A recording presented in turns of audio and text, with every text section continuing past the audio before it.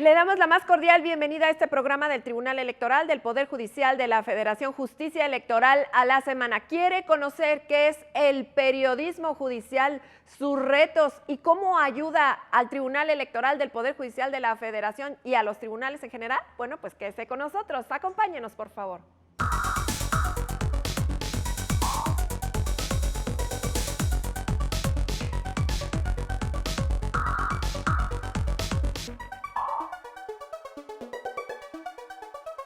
Le damos, como siempre, la más cordial bienvenida al doctor Saúl López Noriega, quien es profesor e investigador del CIDE. ¿Cómo estás, Saúl? Un gustazo, como siempre, recibirte en un programa del Tribunal Electoral. Muy bien, muchas gracias, Lucy, y muy contento de la invitación y de estar aquí platicando contigo. Bueno, pues yo estoy lo doble de contenta que tú, porque vamos a hablar de periodismo judicial y quién mejor que tú para que nos expliques por qué es tan importante difundir las noticias que surgen de los tribunales y desde luego pues a través del periodismo judicial.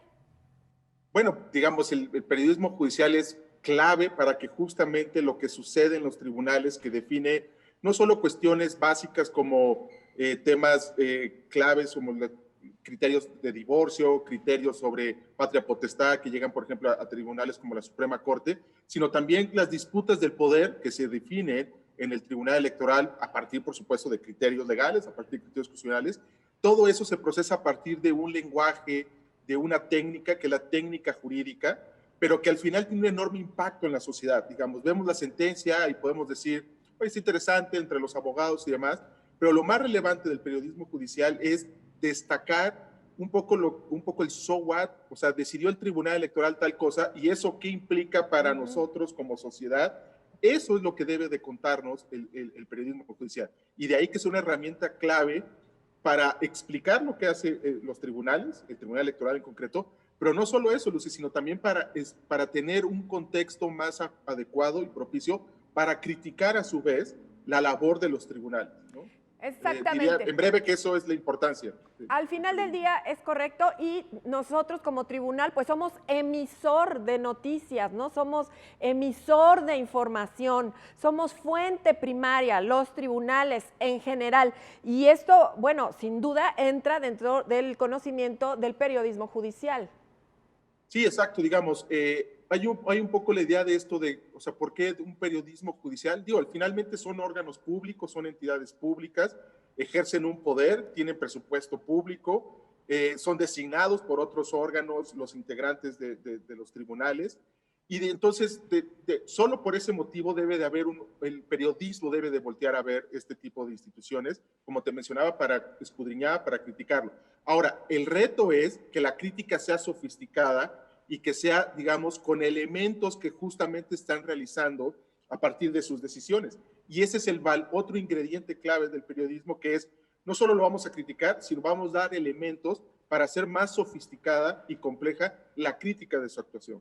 Saúl, vamos a contextualizar. A veces estamos viendo el noticiero, estamos viendo el periódico, estamos escuchando la radio y no nos damos cuenta de que muchas noticias provienen de tribunales y de casos importantísimos de juicios que están en sede judicial, pero se vuelven juicios mediáticos y eso, bueno, también hay una suerte de juicios paralelos. ¿Nos aclaras un poquito este tema, por favor? Sí, pensaría que es uno de los grandes retos de los tribunales en general, más de tribunales u órganos jurisdiccionales límite, como es el Tribunal Electoral o la Suprema Corte, que es justo, digamos, ellos toman casos, llegan casos a partir de demandas, a partir de gente o grupos, partidos políticos que no están de acuerdo con cierta decisión, y empieza un camino de proceso de decisión jurisdiccional.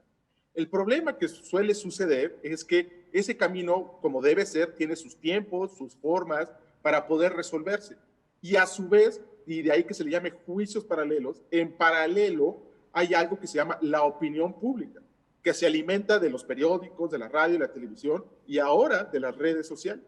Y esa opinión pública y estos medios de comunicación y redes sociales, pues tienen una percepción de cómo se debe de resolver el caso, si es justo inclinarse por el lado A o por el lado B. Y en la velocidad con la que avanza esa opinión pública y estos medios de comunicación es mucho más veloz, claramente, que el proceso de decisión de los tribunales. Y ahí es donde está el riesgo de los juicios paralelos. que empecemos la sociedad, vía la opinión pública, vía los medios de comunicación y redes sociales, a tener una percepción de cómo debe de resolver o qué es lo correcto o qué es lo justo respecto a un caso que apenas está iniciando su vida en la arena jurisdiccional. Y entonces el reto para los tribunales es que tienen que resolver en muchas ocasiones cuesta arriba frente a la percepción que ya se construyó de que tal partido político sí rebasó el tope de gastos de campaña, que tal candidato independiente sí consiguió firmas apócrifas, y un largo, etcétera. Entonces, esos son los juicios paralelos, y que se ha agudizado el problema justamente por las redes sociales, que son, si ya los medios, radio y televisión, eran muy veloces, ahora las redes sociales son más veloces, y apenas llega una demanda a la sala superior o a una sala regional, y puede ser que el ciclo de una red como Twitter, al final del día ya haya una percepción de cómo debe de resolverse ese caso. Y ese es el juicio paralelo, justamente. Así es, Saúl, y te quisiera yo preguntar, también para seguir contextualizando la importancia del periodismo judicial, pues ¿cuáles serían los grandes casos, no solamente en materia electoral, sino históricamente, de juicios que se siguieron paso a paso, minuto a minuto en México, a lo mejor, o en el mundo, y que fueron emblemáticos? Yo creo que con eso nos quedaría muy claro el punto del papel del periodismo judicial. Hay un caso que creo que ya hay libros, la academia se ha dedicado a estudiar esto a nivel mundial, que es el caso de este exjugador de fútbol americano, O.J. Simpson, que fue acusado de asesinar a su esposa, y que justamente, digamos, más allá de cómo iba avanzando el juicio, subían los testigos y demás, había toda una discusión fuera del tribunal, en los periódicos, en ese tiempo no había redes sociales, en la radio, en la televisión, respecto a aquilatar lo que dijo tal testigo, fue correcto o no es correcto, eso significa que sí lo hizo o no lo hizo. Había todo un tema respecto a los guantes, el tamaño de la mano de esta persona, si lo ahorcó o no lo ahorcó. Entonces era muy interesante porque inconexo en ocasiones de lo que sucedía en el tribunal, había toda una discusión de si era culpable o no era culpable. Ese es un caso paradigmático y demás. Pero el caso mexicano clave, muy reciente, es Cassés. Cassés, Florent Cassés, como sabemos, esta ciudadana francesa que fue acusada de secuestro y al final fue exonerada por un tema de debido proceso. La opinión pública se dividió y había gente que aseguraba es secuestradora y por tanto debe de seguir en la cárcel, aunque haya habido violaciones de debido proceso, y había otras personas que decíamos, yo me incluyo en ese grupo, bueno, no se puede concluir que sea secuestradora si hubo violaciones de debido proceso. Y la Corte batalló mucho en el tema de cómo sortear la opinión pública y una sociedad tan dividida, porque, y esto de sortear no es una cosa nada más de, bueno, porque me gusta estar bien con los medios, no, porque los tribunales, a diferencia de otros órganos representativos, su legitimidad no es democrática en el sentido de que no llegan vía voto, ¿ok? Sé que ahora hay una propuesta que se busca eso, pero hasta ahora no llegan vía voto. Entonces, su legitimidad depende mucho de su argumentación, de cómo deciden y de la percepción que tengamos nosotros de que son justos, son correctos, son serios y demás. Entonces, cuando hay un problema de que hay una percepción negativa cómo va resolviendo un caso un tribunal, el riesgo es que vaya drenándose, mermándose su legitimidad. Y ese es el reto de los tribunales, justamente. Y vamos de esos juicios mediáticos que nos has mencionado, interesantísimos sin duda todos, y vamos de lo general a lo particular y llegamos al tema electoral. ¿Cuál dirías tú, desde tu perspectiva, que podría ser un juicio mediático en materia electoral que haya sido el boom? El caso de Pizarrón es el caso de la constancia de reconocimiento del proceso electoral de 2006.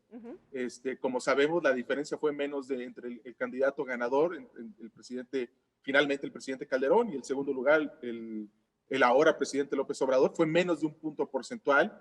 Y bueno, yo creo que nunca había habido tanta cobertura de los magistrados, de esa integración y en general de las integraciones que ha habido de la sala superior desde el 96-97 en ese caso, ¿no? Y había inclusive discusiones si va a haber suplencia de la queja, no va a haber suplencia de la queja, qué va a hacer este magistrado, va a salir unánime, no va a salir unánime, qué mensaje implica si sale unánime o si no sale unánime. Todo eso existió en la opinión pública y había una percepción. La clave del juicio paralelo es que hay una percepción ex ante de la sentencia en ciertos segmentos de la población de que se debe de resolver de esta manera para que sea correcto. Si no se resuelve de esa manera, hay un problema. Puede ser un problema de corrupción, puede ser un problema de falta de entendimiento y demás. Ese fue, creo que el caso, no es el único, por supuesto, pero creo que es el caso donde claramente hubo un proceso de decisión jurisdiccional, de revisión de muchas quejas, demandas y demás, y a su vez otro proceso en la opinión pública de cuál era la decisión. Por supuesto, alimentada por personajes políticos, en fin, por muchos actores. Pero ese sería, creo que, el gran caso que ha tenido el Tribunal Electoral. Dices, casos emblemáticos alimentados pero también implementados, nutridos, manejados por el periodismo judicial, y no me lo vas a dejar sí, esto claro. afuera. Hay un reto, digamos, en el periodismo judicial, digamos, en el sentido de, ahorita en este momento del proceso, poco puedo decir, entonces voy y entrevisto a alguien y ese alguien sí se anima a decir, si resuelven de tal manera, entonces aquí hay un problema. O sea, digamos, a lo que me refiero es que muchos de los procesos jurisdiccionales hay momentos donde hay vacíos de información y la rutina informativa pues no puede dejar esos vacíos, tiene que llenarlo con algo. Y entonces, si no hay nada, digamos, llega la demanda, hay la audiencia, y a partir de ahí el magistrado ponente está arrastrando el lápiz para hacer el proyecto. En ese inter, en un caso tan relevante como el de 2006, hay que llenarlo de algo. Y en ese algo no necesariamente entran ingredientes propios de la fuente jurisdiccional, entran ingredientes de la fuente política, de la fuente académica, de la fuente, que pueden abonar a la discusión, sin duda, y han abonado muchísimo, pero a su vez también van creando esa percepción de, entonces, si no resuelven de esta manera, hay un, ¿sí? Entonces, ese es el reto para un área de comunicación de un tribunal y para un tribunal en general, ¿no? Te preguntaría, en esta época en la que desgraciadamente el periodismo está siendo amenazado, ¿quien ejerce el periodismo judicial también corre riesgos? Bueno, digamos, en general en nuestro país hay una amenaza al quien hace periodismo. Como sabemos, desafortunadamente no se ha habido muchas agresiones, sino también, insisto, desafortunadamente asesinatos, homicidios o desapariciones a periodistas. En principio yo diría que la fuente jurisdiccional no es distinto a la fiscal, a de ministerios públicos y demás, no es particularmente riesgosa, digamos, sabemos dónde está el tribunal, sabemos lo que hacen, tienen un calendario más o menos claro. Con esto no estoy diciendo que no sea compleja y no estoy ni mucho menos ninguneando el reto que implica el periodismo, pero no es lo mismo la fuente de, oye, yo tengo que cubrir un ministerio público, yo tengo que cubrir la Policía Federal, yo tengo que cubrir al Ejército. Ahí estás en otra cancha como periodista, ¿no? En el tema de la corte, digamos, seguir a la corte, seguir al tribunal, tiene su reto, por supuesto, y hay periodistas que lo hacen muy bien desde hace muchos años, pero digamos, en principio es algo que vas a Carlota Armero, vas a Pino Suárez, conoces, tienes tus fuentes, conoces tus ministros, conoces tus secretarios de cuenta y armas tu nota, ¿no? El problema, como sucede en muchas ocasiones, y lo sabes, Lucy, es que no es peligroso en ese sentido, pero sí es un reto no solo por el tema intelectual, sino porque normalmente no solo tienen una fuente los periodistas, ¿no? Entonces cubren la sala superior y luego cubren 2 o 3 instituciones más. Entonces, más que un riesgo, yo veo un reto pues de costo de oportunidad, porque el día solo tiene 24 horas y hay que dormir y hay que hacer otras cosas, y entonces los periodistas tienen que cubrir muchas fuentes. Usualmente es raro ver un periodista, hasta donde yo sé, que solo tenga como única fuente a la Corte o al Tribunal Electoral. Bueno, Saúl, vamos a una pausa, regresamos y seguimos hablando contigo de la importancia del periodismo judicial. ¿Nos acompaña, por favor?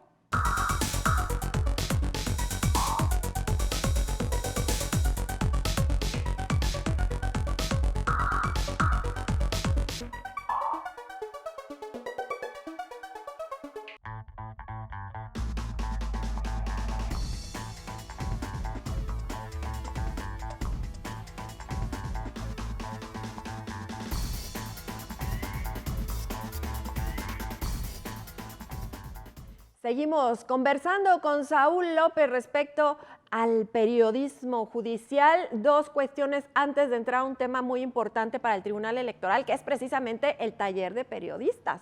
Entonces, te preguntaría, ¿qué tanto de las primeras planas, de las noticias, de los teasers que oímos en los noticieros y provienen de este periodismo judicial? porque si vemos alrededor del mundo, hay seguimiento mediático intenso a los tribunales, ¿eh?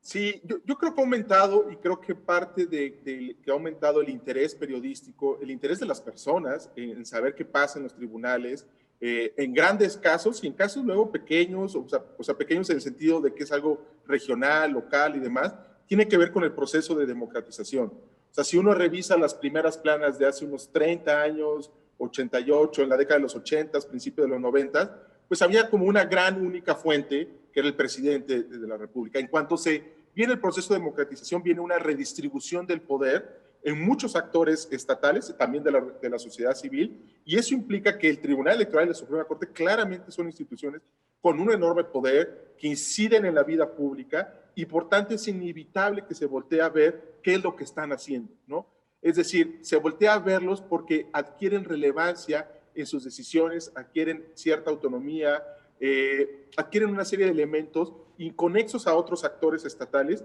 y de ahí que sea, pues, claro, evidente, obligado para un medio de comunicación tener a alguien que, oye, pues explícame qué está pasando en la sala superior, no lo entiendo, pero sé que están haciendo algo importante y hay que comunicárselo a nuestros lectores, a nuestros radioescuchas, ¿no? Así es, Saúl, tú viviste en España y en España está pasando un fenómeno muy fuerte de seguimiento de juicios, o sea, es la nota.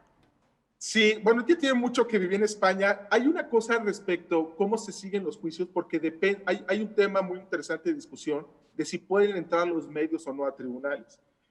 Por ejemplo, ahorita todos hemos visto imágenes o audios, demás, del juicio que hay en torno a Johnny Depp y a su ex esposa, ¿ok? Correcto. Eso es un juicio a nivel local y en Estados Unidos en general, a nivel local, estatal, se permite el ingreso de cámaras. A nivel federal no, y de ahí son los famosos dibujos que todos conocemos de los acusados, de los testigos y demás. ¿Por qué subrayo esto? Porque cuando tú ingresas, permites que ingresen medios de comunicación, cambia la lógica de cobertura de lo que está pasando en un tribunal.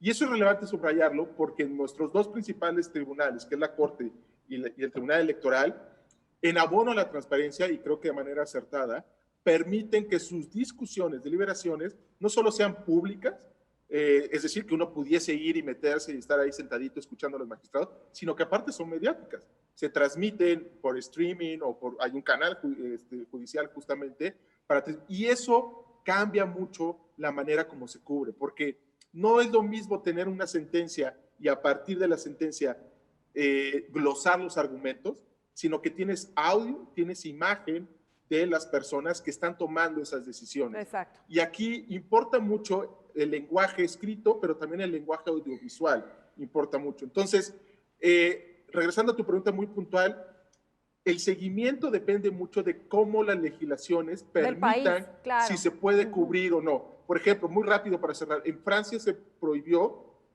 las fotos de una persona aprendida con esposas, eso está prohibido que se tomen fotos o que se publiquen fotos porque se considera que va en contra del debido proceso. Es una persona apenas acusada, apenas aprendida por la policía, que apenas va a enfrentar un juicio y si tú publicas una foto de él con esposas, da la percepción a la sociedad de que es culpable. Entonces depende mucho de eso y en Europa, en efecto, como dices, se permiten ciertas cosas que dan espacio para que los medios le den un seguimiento mucho más puntual, por decirlo así, de los casos jurisdiccionales. En efecto, y tú mencionabas la democracia ahora mismo, democracia y periodismo judicial, ¿cómo es esa ecuación? ¿Qué beneficios nos da? Bueno, es que cuando no hay, o sea, en un sistema no democrático, donde hay una enorme concentración de poder, mi postura es que no hay un periodismo, sino más bien hay correas de transmisión del poder de ciertos mensajes hacia ciertos periódicos, ¿no? Hace poco se publicó un libro, a mi juicio, buenísimo, que se llama El Vendedor del Silencio, que es la biografía de este periodista que fue en los 60, 70, donde justo su valor era que él tenía información de los poderosos y hacía tratos con ellos para justamente no publicarlo. Entonces, no es que fuese un periodista, sino era un instrumento del poder para publicar mensajes que le interesaban al poder o evitar que ciertos mensajes. Carlos de Nigri se llama el periodista,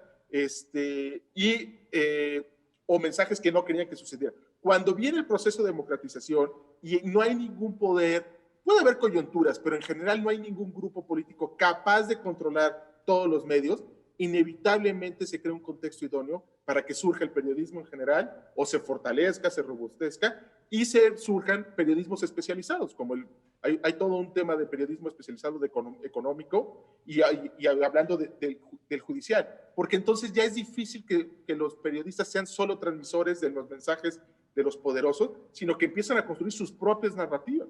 Hay medios que dicen, no, ese medio tiene una percepción de la Corte de esta manera y tiene una narrativa respecto a la Corte o respecto al tribunal, y así sucesivamente, ¿no? Bueno, y también el periodismo judicial, su trabajo, su labor, también le da mucha materia, mucho material, pues al cine, a las series, eso es también materia prima, ¿eh? Sí, es interesante lo que mencionas, porque justo lo relevante es que detrás de esas formas jurídicas, de esas sentencias, de esos engroses, de esos expedientes, hay cosas muy interesantes de la condición humana. Pensemos en juicios de asesinatos, de divorcios y demás, etcétera.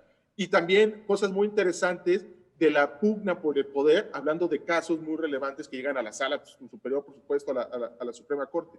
Entonces, creo que la clave del periodismo es, sin faltar a la precisión técnica de qué es lo que hay en esos expedientes, exprimir lo que hay detrás de ellos justamente, que ha dado, bueno, hay toda una industria en Hollywood, como tú bien apuntas, de películas relacionadas con juicios. Si se pueden hacer buenas películas al respecto, sin duda puede haber historias que contar en una nota periodística, en un reportaje. Y eso creo que es el punto, la beta del periodismo judicial no es andar reportando como las formas jurídicas, sino lo que está detrás, lo que implica detrás de esos expedientes en términos sociales, políticos y demás. Así es, Saúl, y acá en México también se han hecho documentales con temas precisamente Claro, de juicios que han sido muy ilustrativos y también han hecho un impacto muy fuerte en su momento. Bueno, ya nos vamos a despedir, casi 4 minutos, menos de 4 minutos, pero no te quiero dejar ir, Saúl, si no me cuentas de este taller de periodismo que tú coordinas para el Tribunal Electoral del Poder Judicial de la Federación. La verdad es que eso es muy interesante. El magistrado presidente Reyes Rodríguez Mondragón está muy orgulloso de este trabajo. Sí, bueno, pues el tribunal me invitó, yo acepté con mucho gusto. Ya había participado en otro diplomado de este tipo, taller, en ese caso fue con la Suprema Corte, y pues bueno, es justo un taller, digamos, en el sentido que los periodistas que cubren la fuente tienen mucho que explicarnos a los ponentes, al coordinador, al área de comunicación. Entonces, más que una cosa como de clase, que llega el maestro y hay una relación vertical y demás, lo que hemos tratado de hacer es un mecanismo mucho más horizontal, donde más o menos ha dividido, hay como abogados, digamos, hay sesiones o ha habido sesiones de abogados, donde explican, y inevitablemente hay que explicar cuestiones puntuales de cuestiones legales, jurídicas, pero también hemos traído muchos periodistas, muchos columnistas, que cubren nota, que dirigen medios, que conducen programas de radio, y justamente para tratar de intercambiar experiencias, tratar de ver diferentes perspectivas. Una cosa que por lo menos, digo, yo no me asumo como periodista, pero sí me parece que el periodismo es algo apasionante, es esta agilidad, volubilidad, dinamismo que tiene. Y entonces, pues un periodista joven lo ve de manera distinta a la sala superior que un periodista ya de una larga carrera. Y justo la idea es eso, crear condiciones para una conversación, para cómo cubrir mejor, donde la gran pregunta que guía el taller es cómo cubrir mejor a la sala superior, al trabajo jurisdiccional electoral. Y en esa conversación no solo están los ponentes, insisto, sino justamente los periodistas de la fuente han sido claves. Y parte de mi chamba ha sido tomar nota de muchas sugerencias, guiños, críticas también, por supuesto, para la segunda etapa, que es confeccionar un manual, una propuesta de manual, una propuesta de guía, de sugerencia, a partir de esta conversación de periodismo judicial electoral. Bueno, nos quedan 2 minutos y yo te quiero preguntar, un periodista puede hacer periodismo judicial, evidentemente. Un abogado también puede realizar periodismo electoral y lo estamos viendo contigo, con tu columna que también tienes, ¿eh? Puede ser, digamos, hay un reto de lenguaje. Lenguaje jurídico.